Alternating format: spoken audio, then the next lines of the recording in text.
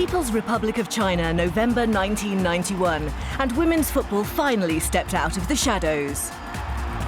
After years of waiting, the FIFA Women's World Cup was staged for the very first time.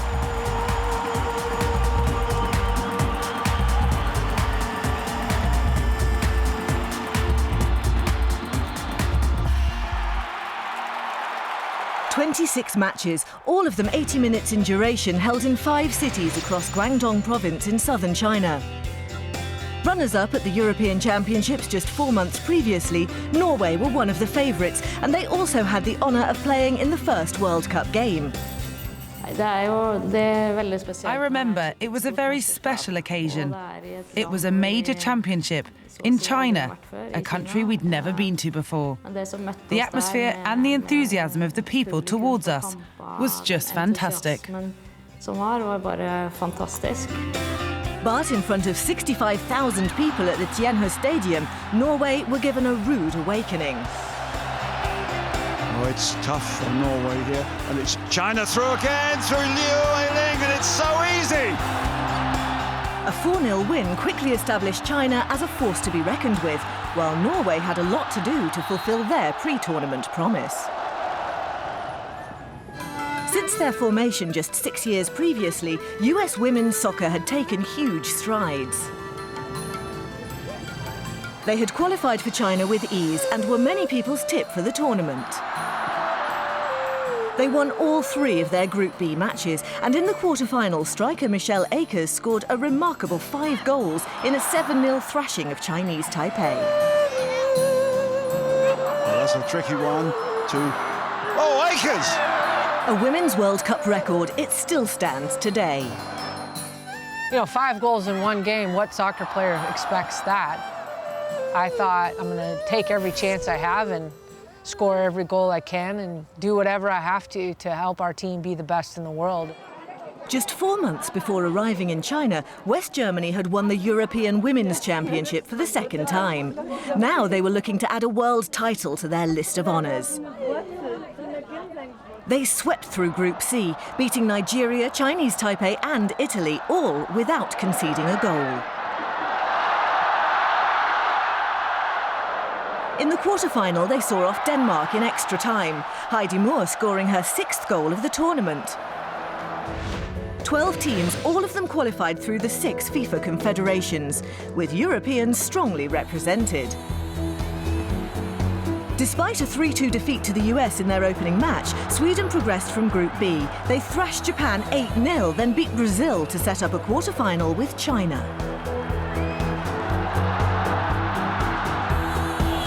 The hosts had continued their early good form and comfortably topped Group A. Few gave Sweden any chance of making the semi-finals. But early in the match, the Swedes got in front through Pia Sundhage. We had a big heart and we got a free kick. Helena Johansson, she played the ball to the box and I hit it. 1-0. We were struggling. We had the best play in the goalkeeper, Elisabeth Leidingen. She saved us big time. China could find no way through, the Swedes repelling wave after wave of attacks. Up goes Leidinger, again! The hosts were out, in the biggest shock of the tournament. Television coverage in those days relied totally on the host country. International distribution was in its infancy. That was to come later. But at this stage, while audiences in China were high, the global reach of Chinese TV's pictures was minimal. Norway, despite defeat in their opening match, had won 3 consecutive games to reach the last 4, where they took on arch-rivals Sweden. 6th minute, Lena Videkul put Sweden in front. But Norway struck back with Tina Svensson's penalty. And then in the second half, 2 goals from Linda Medellin and 1 from Agneta Karlsson sealed a 4-1 win for Norway. Oh, and they're in again here. Here's Karlsson. Great goalkeeping, but Medellin pops it in. The Grasshopperne now in the final. The other semi-final pitted the United States against West Germany. It proved to be one of the games of the championships and a personal triumph for Karen Jennings, later voted player of the tournament. She opened the scoring for the USA early in the first half.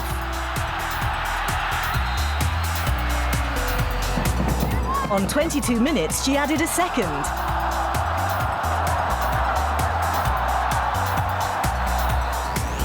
And then one of the goals of the tournament to complete a first-half hat-trick. The USA 5-2 winners. So to the final in Guangzhou and the battle for the first FIFA Women's World Cup. Tianhe Stadium, a crowd of 63,000 and some prestigious guests to witness history in the making. A tight encounter, but in the 20th minute, the Americans went ahead. Up goes Akers. Oh, a tremendous header. USA in the lead. Michelle Akers, 9th goal of the tournament with a header that rocketed past goalkeeper Seth. But just 9 minutes later, the Norwegians hit back. Oh, that's a real mix-up. It's Linda Medlin with the touch. It's 1-1. And with the match seemingly destined for extra time, it was Michelle Akers again to write her name into the history books. 2 minutes left and this ball gets knocked forward and I got to it before the defender. And it's the goal you think about as a kid, you know, when you're saying, okay, last 2 seconds of the game, open goal, defenders are rushing down, the whole world's watching, can you score it? It was like that, and I did it.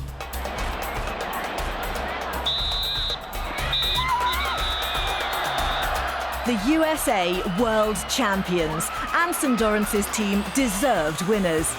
But just as important, the first FIFA Women's World Cup had been proved a success. It had been an impressive start.